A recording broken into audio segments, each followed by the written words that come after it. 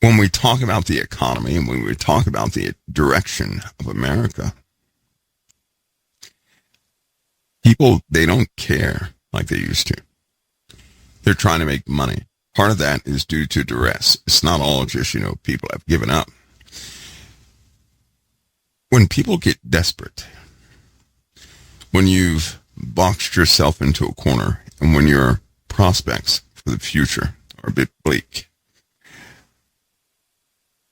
you focus more on making money than you do on, providing quality service. And one element that's missing from many things today that we don't have is that people really cared about providing the best possible service they could provide. They really cared about that. They don't care anymore. They say we need American businesses back. Yeah, we do, but we need people in America to actually start caring about their customers again. Have you guys looked at how we manufacture things? Take milk, for example, something as simple as milk. They try to save money by utilizing a clever set of polymers in milk containers or water containers. Well, water is a good example. A better example, that plastic is biodegradable. They said it was biodegradable. I'm sure that you guys remember them saying that too. The bottle is so thin. It is incredibly thin, right? It's made out of a plastic that is extremely resilient. So resilient, it's not biodegradable. They will not biodegrade. They won't.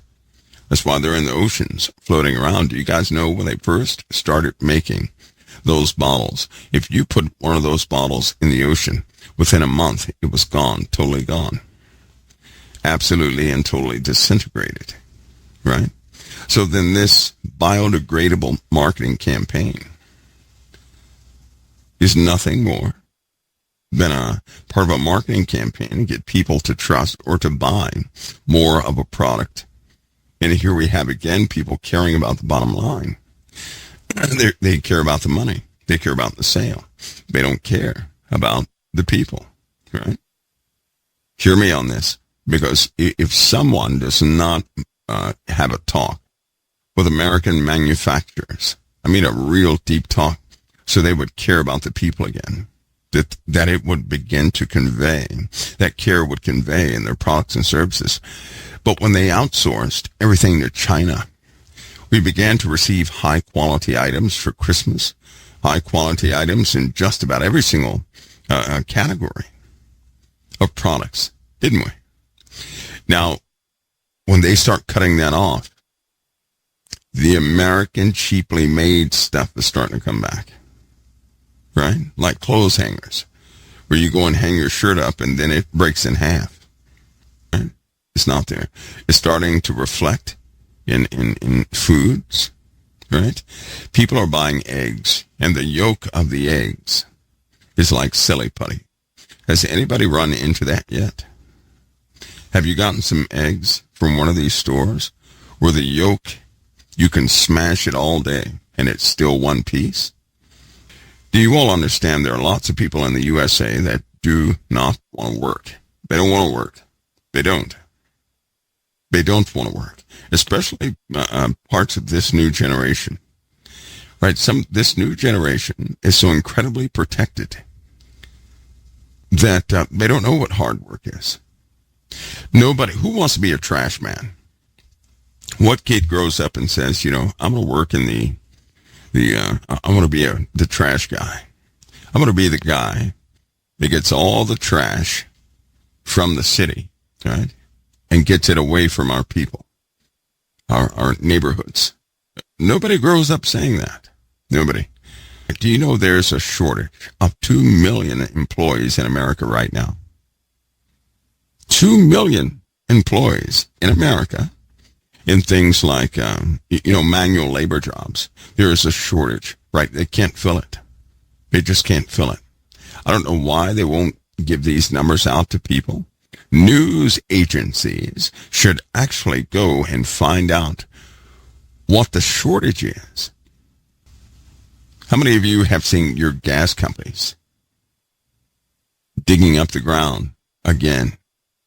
How many? Anybody out there? Have you looked? Have you seen work of the gas companies pulling up pipes from the ground? Why? Because the American-made manufactured pipes they put in 2 years ago were faulty. They just fell apart. What about the conduits that are underground? Because the materials were eaten away. You know that, listen to this, they put in, we're talking billions of dollars of piping, billions of dollars of conduits, billions of dollars of transmission lines. And so if you put a transmission line down there and the insulation package around the wire is faulty, you got to pull it all up. All of it has to be, so all that work that was done has to be undone. All of it. All of it. Why? Because the insulation was faulty. Because the PVC was faulty.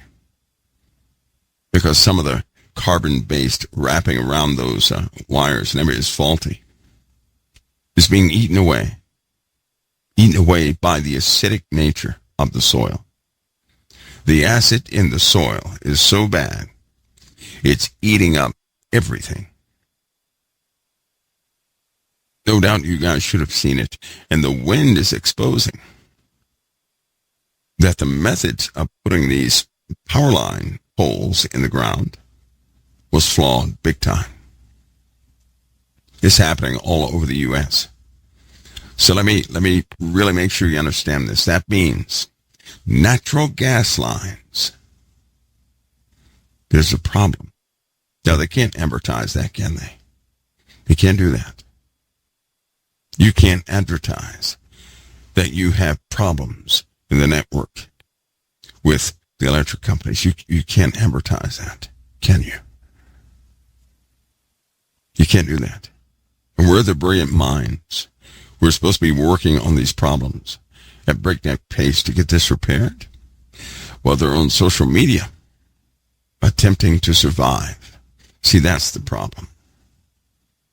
When you have everybody trying to survive, when you have competition the wrong way, right? The competition in this country now is not like it used to be. It used to be who could provide the best service. That's who was rewarded the most. But now there's an entitlement type of mentality in this country. And people, they really do think that their work should generate more than the other guy's work. But now that the feedback is somewhat direct, you are the judge of somebody's work. It changed all of that. Now everybody is jumping into the same competitive pool, pulling for the same thing. And it's messing this country, it's tearing this country apart. And this problem is getting worse. This guy, the latest crime that you guys should have heard about, what are they calling him? The CEO killer or something like that, right? I hope that you're paying attention to that story. I hope that you become familiar with that story. I do. I really do. It's a template for what's breaking out. People think their neighbor is out to get them. People are blaming things on their neighbor. I'm seeing it more and more in these folks I talk to. Since they can't assign blame, right, to one thing, they start picking out those people around them they know to assign blame to. When you don't receive love, your life turns into, you know what it turns into? It turns into this unyielding attempt to blame everyone for everything you're not getting. That means you point the finger. You point the finger too long, you're going to begin to believe it. You begin to believe that your pointing of the finger is justified. You know how many times I've seen a person embrace another and then end up killing that same person? And how many times have you been embraced? Only to be, there's an attempted attack on you by the very person that embraced you. A time came when the heavens changed. The clouds one day flattened. They flattened. Many clouds started to turn into a vertical, like a vertical cloud, straight up and down, as though, they were columns of smoke all over the sky. Then all of those clouds started coming together, coalescing, all together, one big, looked like a big ball or something. Then they began to rotate horizontally across the entire earth. Everybody saw it.